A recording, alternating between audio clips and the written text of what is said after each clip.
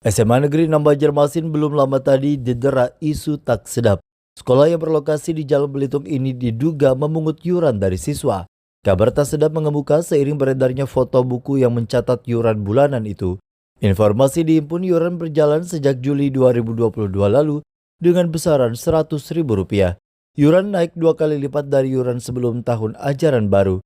Saat dikonfirmasi terkait hal ini, pihak sekolah membantah telah melakukan pungutan. Kepala Sekolah SMA Negeri 6 Banjarmasin, Junaida, mengungkapkan jika yuran dikelola oleh komite dan bersifat sukarela. Bahkan, setiap anak pun nominalnya berbeda tergantung kemampuan masing-masing.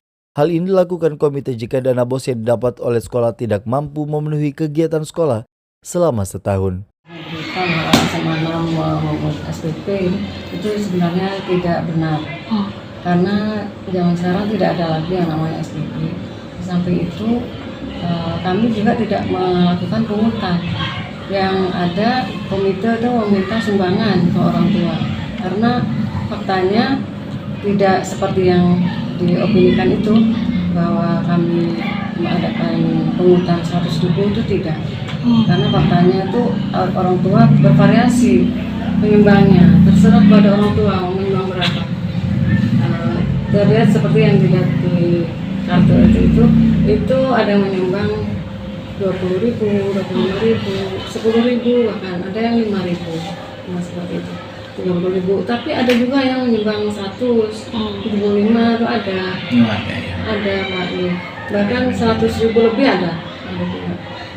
Seperti itu. Berarti mengenai berita yang beredar itu sumbangan bukan SPP ya? Iya, sumbangan. Sementara itu, secara terpisah, Kepala Bidang Pembinaan SMA di Kalsel, Daryatno Ngateno, langsung melakukan sidak. Hasilnya, Daryatno membenarkan jika pihak sekolah tidak pernah memungut iuran kepada siswa. Terkait hal itu, kami coba konfirmasi ke SMA Negeri 6, baik itu kepala sekolah, kemudian bendahara komite dan beberapa wakasek. Dan kami juga memeriksa berkas-berkas terkait hal itu, kartu sumbangan. Ternyata apa yang diberitakan itu tidak benar, karena kami melihat dari berkas yang ada, sumbangan untuk kelas 1, kelas 2 itu berbeda jumlahnya. Yang namanya sumbangan itu kan nilainya tidak sama. Jadi di kartu sumbangan itu ada yang 20.000, ada yang 10.000, 30.000. Yang dikatakan di berita itu tidak ada yang 100.000. Nah, beda dengan pungutan. Kalau pungutan seperti yang diopinikan di berita itu 100.000, itu tidak dalam pencarian kami tidak ditemukan itu. Jadi kami bisa menyampaikan bahwa pungutan itu tidak benar. Jadi begini, untuk sumbangan atau pungutan itu sudah diatur di Permendikbud nomor 75 tahun 2016. Nah, di situ dibunyikan bahwa untuk pungutan itu sekolah tidak diperbolehkan.